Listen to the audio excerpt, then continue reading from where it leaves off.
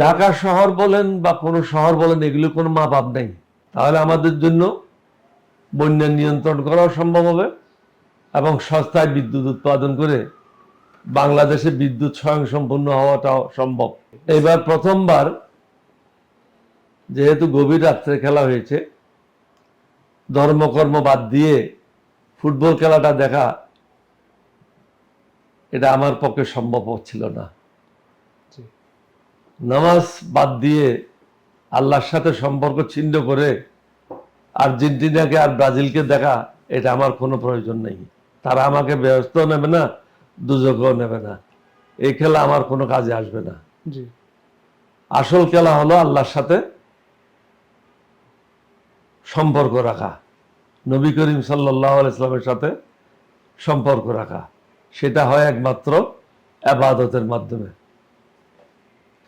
চট্টগ্রামে যে বন্যা হলো, তো এই বন্যার নিয়ে একটা প্রশ্ন হচ্ছে যে একই জিনিস বারবার পুনরাবৃত্তি হচ্ছে, মানে বন্যার যে সিমটমগুলো বা বন্যা যে হয় কি কারণে হয়, একই কারণে হয়, কিন্তু এগুলো সমাধান কেন হচ্ছে না? এগুলি সমাধান করা খুবই কঠিন, কারণ এই পানিগুলি শুধু বাংলাদেশের না।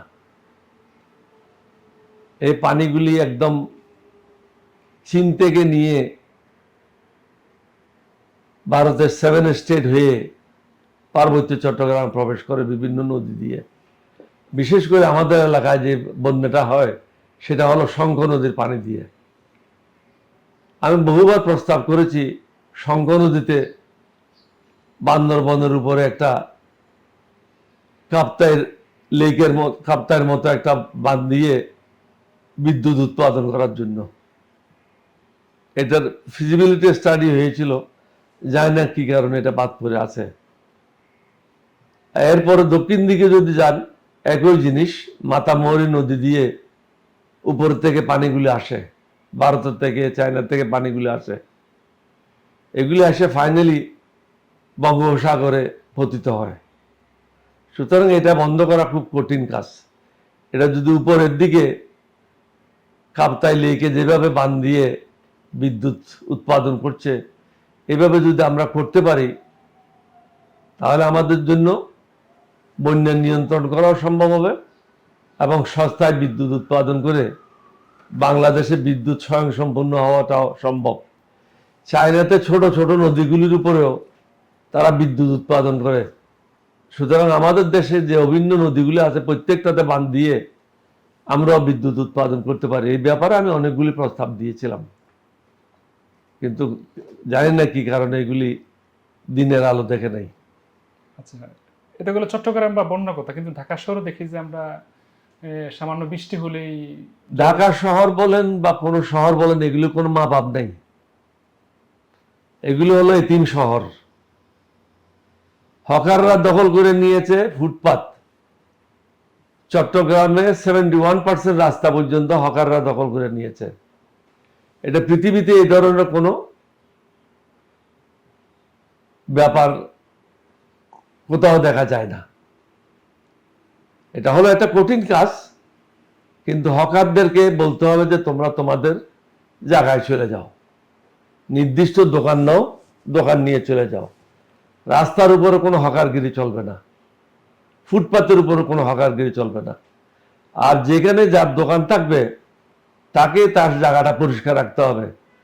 আপনি সিঙ্গাপুরে যান, পাশে থাইল্যান্ডে যান, প্রত্যেকটা দোকানের সামনে তাদের একটা ডাস্টবিন থাকে, এবং যাই কিছু হয় তার সারাদিনের ময়লাগুলি ওই ডাস্টবিনে থাকে, অথবা পলিথিনের একটা প্যাকেট থাকে, ওই প্যাকেটের মধ্যে থাকে।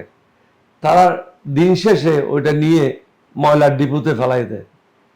আমাদের এখানে যার ইচ্ছে যেখানে ময়লাগুলি ফেলাবে, এটার কোনো নিয়ন্ত্রণ নাই। নিয়ন্ত্রণের জন্য নাই, অদক্ষ লোকেরা, অকর্মণ্য লোকেরা, চাঁদাবাজেরা বিভিন্ন দায়িত্ব নেয় দলীয় দৃষ্টিকোণ থেকে। এগুলি দলীয় দৃষ্টিকোণ থেকে হলে হবে না। যারা উপযুক্ত লোক তাদেরকে এখানে পদায়ন করতে হবে এবং তাদেরকে 100% জবাবদিহিতার আওতা আনতে হবে। বিদেশে অনেকগুলি গাড়ি পাওয়া যায় যেগুলি হাতির সুরের মতো লম্বা বড় বড় পাইপ থাকে, একটা লোক থাকে, রাত্রিবেলা তারা 3টা থেকে 5টার মধ্যে সমগ্র রাস্তাগুলি পরিষ্কার করে নেয়। এইগুলি কোনো 1000 কোটি টাকার দরকার নেই। হয়তো 50 কোটি টাকা দিলে ঢাকার মতো একটা শহরকে নিট অ্যান্ড ক্লিন রাখতে পারবে, পরিষ্কার রাখতে পারবে, চট্টগ্রাম শহরকে রাখতে পারবে। এগুলির দিকে কারো যোগ নেই, সবাই নিজের নিজের ধান্দা নিয়ে ব্যস্ত।